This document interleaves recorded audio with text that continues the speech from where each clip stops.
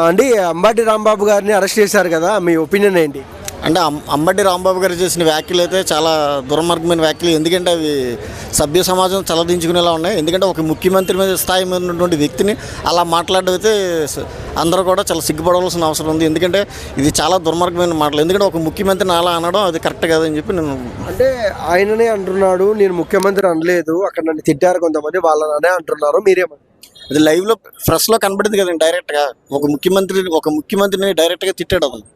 ఎందుకంటే నేనేమంటానంటే అంబాబు రాంబాబు మాట్లాడిన వ్యాఖ్యలు అయితే ఇది చాలా తప్పని చెప్తా ఉన్నాను. కానీ కరెక్ట్ కాదు ఇది. ఎందుకంటే కరెక్ట్ కాదు. గతంలో కూడా టీడీపీ కూడా వైసీపీ కూడా గతంలో టీడీపీ కూడా కొన్ని ఆరోపణలు చేసింది.